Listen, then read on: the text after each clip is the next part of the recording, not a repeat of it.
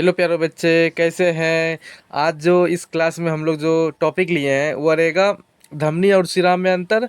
दूसरा जो अंतर हम लोग पढ़ेंगे कि फ्लोएम और जाइलम में अंतर। ठीक है, तो ये दोनों क्वेश्चन काफ़ी बोर्ड एग्जाम के लिए महत्वपूर्ण हो जाता है, चाहे वह क्लास 12 हो चाहे वह क्लास 10 हो। ठीक है, ये दोनों question most important board exam के लिए काफ़ी इंपॉर्टेंस होगा, तो इसको आप स्किप नहीं कर सकते। ठीक है, इसको याद करते हुए एक कॉपी में नोट कर लीजिए। ठीक है, तो हम लोग दोनों क्वेश्चन लेके आए। ठीक है, और आपको दोनों क्वेश्चन नोट कर लेना कॉपी में। अगर आप चैनल पर नए जुड़े हैं तो आप ज़रूर सब्सक्राइब करिए चैनल को। अगर अगर और शेयर तो ज़रूर करिए, आप पे किसी भी ग्रुप में किसी दोस्त को भी शेयर करिए।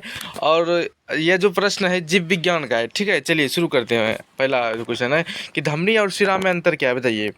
धमनी हृदय से अंगों की ओर जाने वाली रक्त वाहिनी को धमनी कहा जाता है। ठीक है, देखिए थोड़ा पेन गाढ़ा।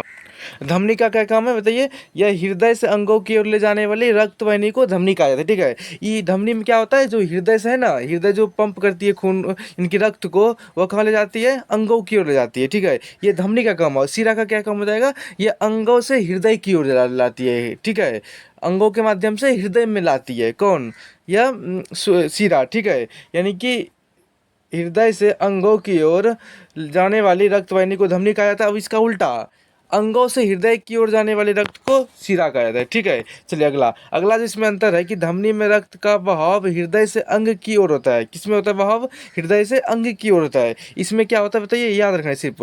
उल्टा इसका इसमें हो जाएगा। इसमें किसमें बहाव हो जाएगा, कि इसमें हो जाएगा, बताइए इसमें किस में हो जाएगा, इसमें अंग से हृदय की ओर बहाव हो जाएगा। ठीक है, ये बात आपको याद रखनी है, तो अपने अंतर याद होगा। ठीक है, अगला है कि धमनी की आंतरिक भित्ति मोटी होती है। ठीक है, धमनी की आंतरिक भित्ति कितनी मोटी होती है। ठीक है, और शिरा की आंतरिक भित्ति कितनी होती है, पतली होती है। ठीक है, आप ये तीनों कॉपी में नोट कीजिए और मोस्ट इंपॉर्टेंट लगा दीजिए BBI। ठीक है, 2026 बोर्ड एग्जाम के लिए। ठीक है, चलिए जो अगला है अंतर वो जाइलम और फ्लोएम का। ठीक है, जाइलम और फ्लोएम में अंतर देखिए क्या है, बताइए।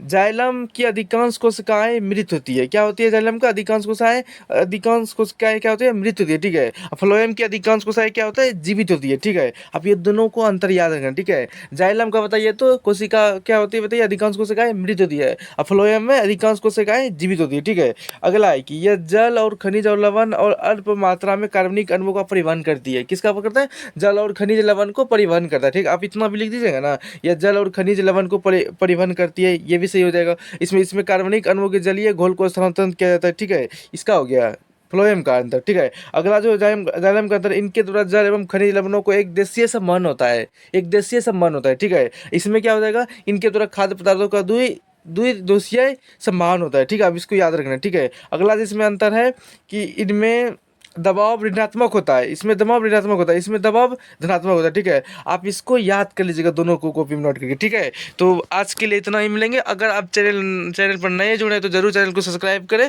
ताकि इसी तरह रोज़ वीडियो आपको क्लास 10 की बेहतर तैयारी के लिए हम इस चैनल को बनाया गया, और प्रयास करें कि सब मोस्ट इंपॉर्टेंट सब क्वेश्चन डालो इसमें, जो कि आपका 26 एग्जाम बोर्ड में लड़े। ठीक है, तो थैंक यू।